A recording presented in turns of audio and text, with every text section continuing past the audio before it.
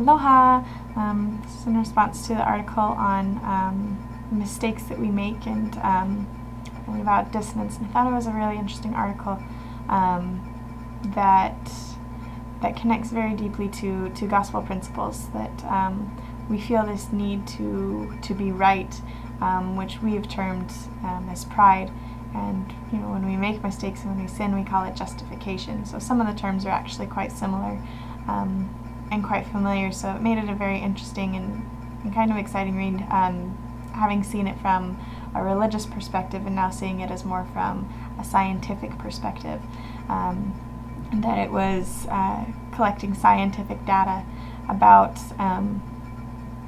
these things and able to justify, in a sense, those religious terms, I guess. So it was kind of interesting to see how even the article itself was self-justifying and in reiterating certain beliefs that I personally have. So that made it kind of an interesting twist. I also thought it was interesting the connection that dissonance has to not only pride but also to fear. That we don't want to appear wrong, that we don't want to, that we fear losing things, that we fear different things. And those were the two main motivations behind dissonance and justifying our actions, that we would do something such as lying to ourselves, and not only lying to ourselves, but believing in a lie. I thought that was something very interesting as well. I really liked that it challenged behavioralism, but at the same time, what challenges dissonance? Is it always necessarily going to be this way?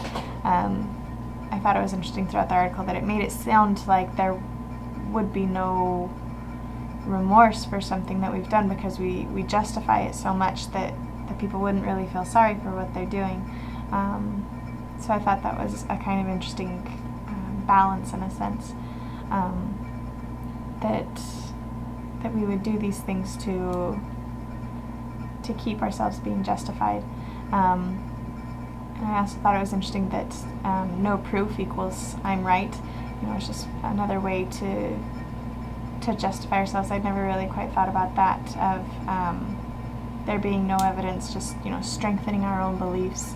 But it doesn't necessarily provide any data or any proof. It comes back to the dissonance thing, that we need to believe in this certain way, and especially the push that we don't want to be wrong and we don't want to be alone in being wrong, and so we proselytize